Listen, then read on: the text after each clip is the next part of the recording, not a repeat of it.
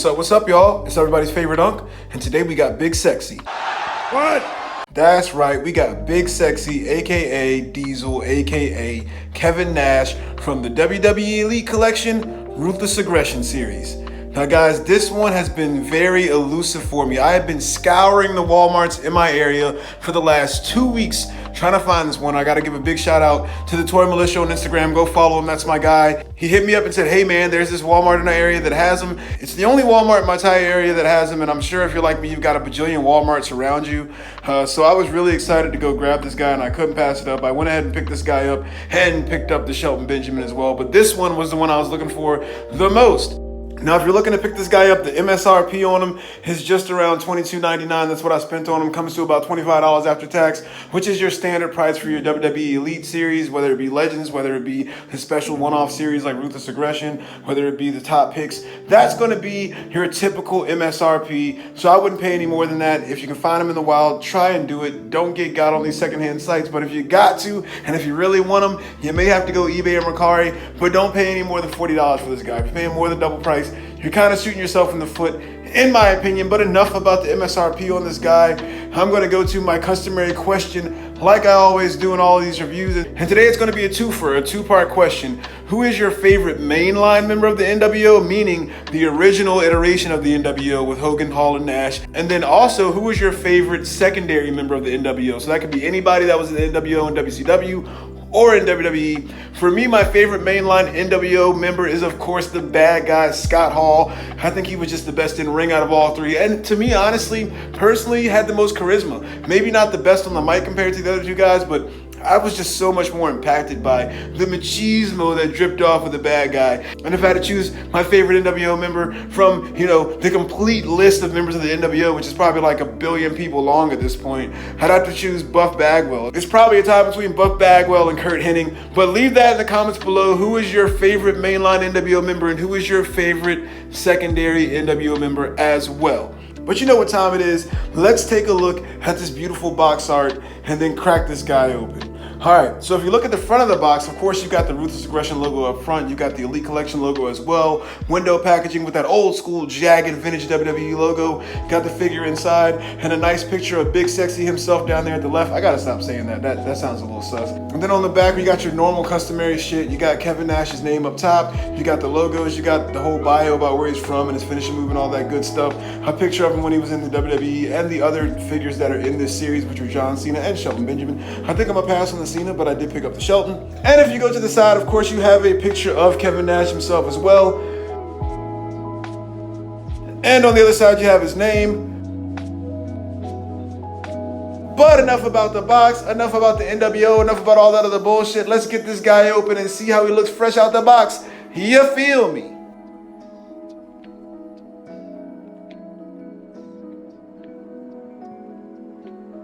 All right, guys, now fresh out the box, and this guy does not look half bad, I will say. The face scan on this thing is awesome.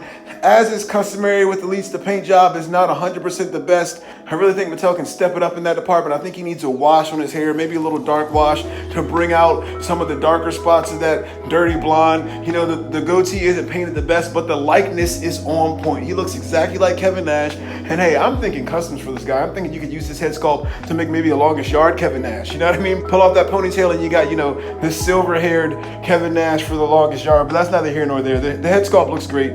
Fresh out the box, he does have that fabric shirt on him, which, is, of course, the tampography or the print on it is seamless as usual. I think Mattel, one thing they do excel at is their soft goods and the way that they make them fit on their characters. They're so awesome. I just love building up my collection of all the soft goods that come with all these figures. I'm going to take this shirt off, though, and we're going to take a closer look at him without it. And looking at him without the shirt, the tattoos are done very well. They look just like those shitty 90s tattoos that Kevin Nash has. I can't even tell you what they are, but they look on point. The NWO logo is done very well on the torso, and of course it does have that cut where the diaphragm joint is at, but that doesn't break it up too bad. And yeah, man, overall it's just a very simple figure. He's got an all black attire, so there's not going to be too much paint on this thing besides the tattoos, besides the NWO logo. I do have like small imperfections on that ab crunch. I don't know if you can see it on the camera that well. It's picking it up, but a little bit of paint rub. Yeah, not too much to this character because he's all black. I just wish there was a wash on the hair. That's the main thing. You can't really go wrong with an all black suited character though. So I think he looks pretty good, man. I mean, they didn't do anything egregiously wrong. They didn't do anything over the top correct.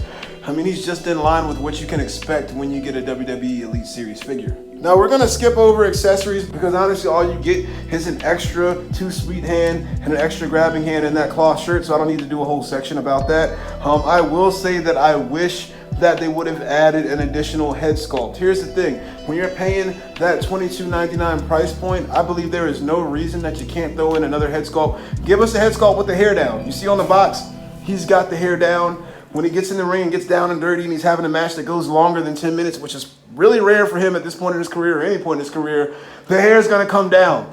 So that would have been cool to get an additional head sculpt, and it can just take these releases to the next level. Now, $22.99 for an Elite is not bad, but when you can give us an additional head sculpt with the Dingo Warrior and figures like that, figures that don't have a lot of paint that can just take it to the next level, having a little bit more pop and swap ability with them, that's something that I think they should focus on more. You see it with like Hasbro's G.I. Joe Classified line. They give us a crap ton of accessories for that $26 price point. I'm sure it's been said millions of times. And with Mattel being a similar company as Hasbro, I feel like they really, they really could run with the ball on this one, because you got Jazzwares by AEW, and they're giving us stuff for a lower price point that's pretty much the same quality in my opinion. So that's besides the point. Let's hop into articulation. You guys know, if you watch this channel, I don't go over every single point of articulation. I am not a scientist. I do not design action figures, but I will put him in a few poses. And I'll tell you, man, when it comes to the WWE Elite Series, or even the Ultimate Series, but more the Elite Series from Mattel, most people that collect them, and correct me if I'm wrong in the comments, most of us that are collecting these are not doing crazy dynamic poses in our display. They're wrestlers, not ninjas. So there's not really a whole lot that you're going to be able to do. He has your customary WWE Elite Mattel articulation. He can do the splits perfectly, which is probably the best part of the articulation on these figures. He doesn't have butterfly joints like an Ultimate would, but he get fine range out of the shoulders. Head is on that double ball peg, which is great. The only thing is that the hair gets in the way, and I wish that they would make that bottom part of the double ball peg. I wish they would pull that bottom part of the double ball peg up so you could get more tilt and attitude on the head. But that's neither here nor there, not a big deal. The diaphragm joint is extremely limited on this one for some reason. I feel like normally you get a pretty good crunch, but you don't get that good of a crunch on this one, but it's nothing out of the ordinary for the WWE Elite Series.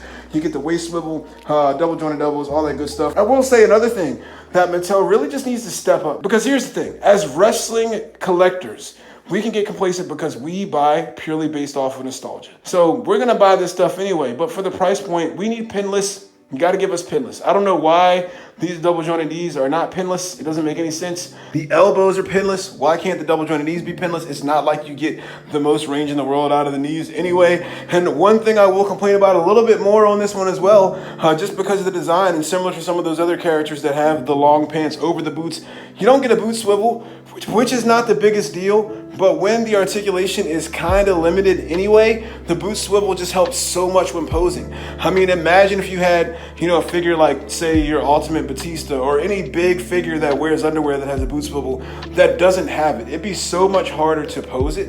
And that boot swivel honestly helps more than you would expect, especially when you don't have the best ankle rocker on these figures. So all in all, it's gonna be your standard WWE Elite release. There's nothing too crazy about the articulation on this one. Nothing too crazy about the accessories on this one. Before we get into the final verdict on this guy, we're gonna go over some size comparisons right quick.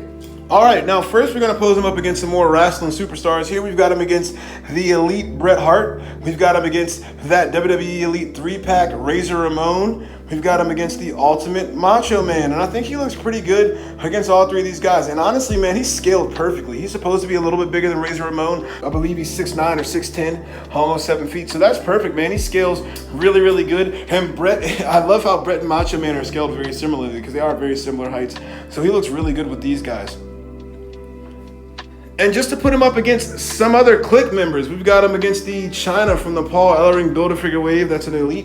We've got him against the recently released Elite Shawn Michaels. And we've got him against the 1-2-3 Kid from that Raw 3-pack. And he scales perfectly to these guys as well. He's supposed to be hulking big like that. Chyna looks imposing with these guys too. And I'll tell you what, man, I really do wish that Shawn was a tidbit smaller. All these ladies and gents look scaled up great together as well.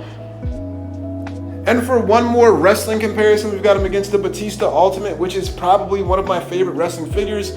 We've got him up against Jerry the King Lawler, looking real majestic with his cape on, and a really old WWE Elite figure in Big Viscera. I think that's an Elite. I got it from a flea market. In the bottom of his foot says like 2012 or something. So I'm not even sure. I wasn't collecting back then. But yeah, man, an old Big Vis, and he scales really good with these guys. I wanted to put him up against some bigger guys, and he looks good against these guys too. And then just for one last random comparison against other lines, we've got him against the Black Symbiote Suit Spider-Man by Marvel Legends. We've got him against the Valorverse Action Force Series 3 Kill Switch. And against everybody's favorite, the SH Figuarts Full Power Super Saiyan Goku. All right, guys, now final thoughts. I'll tell you, Kevin Nash was never my favorite wrestler. He was never a guy that I was super enamored with in the ring, but when it comes to elites, this is one that I just had to have. Anything NWO related is always going to be a hot ticket item, and it's always going to be a must for the collection in my opinion. And I believe for your money, you're getting what's just in line with every other Mattel release, pretty much.